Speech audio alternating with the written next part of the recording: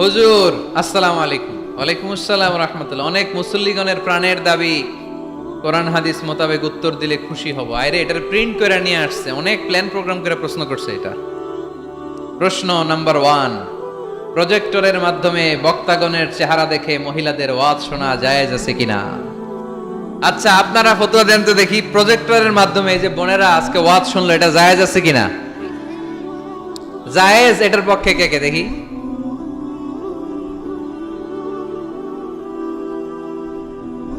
হাত নামান।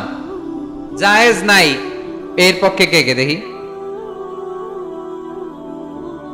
হাত নামান। একবারও যারা হাত তোলেন না, এবার তারা হাত তোলেন। আপনারা কোন দল?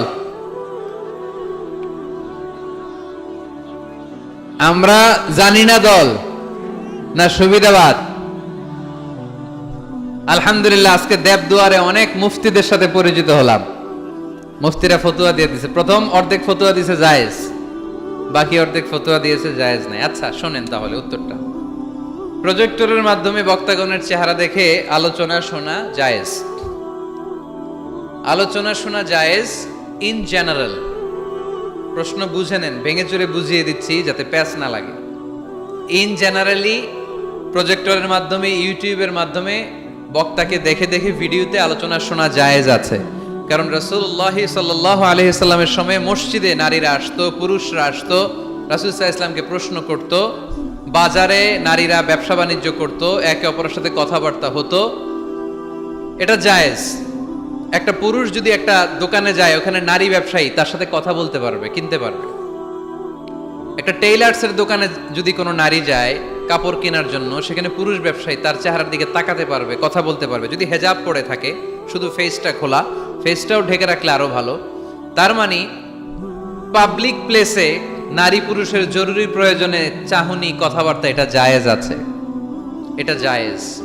তাহলে প্রজেক্টরের মাধ্যমে বক্তাগণের চেহারা দেখে মাহফিল দেখা, এটা জায়েজ। সমস্যা কোথায়? সমস্যা হচ্ছে কোনো নারী যদি কোনো বক্তার চেহারা দেখে অন্য কিছু ফিল করে, সে যদি তার প্রতি আসক্ত হয়, শুধু ওই মহিলার জন্য না জায়েজ। ওই মহিলা ভিডিও দেখতে পারবে না, ওই মহিলা অডিও শুনবে, ওই বক্তার অডিও আলোচনা শুনবে। বক্তার দিকে তাকিয়ে তাকিয়ে বক্তার কথা শুনতে শুনতে যদি বক্তার প্রেমে পড়ে যায়, তাহলে ঝামেলা আছে না নাই? ঝামেলা আছে। এটা যেন না হয়।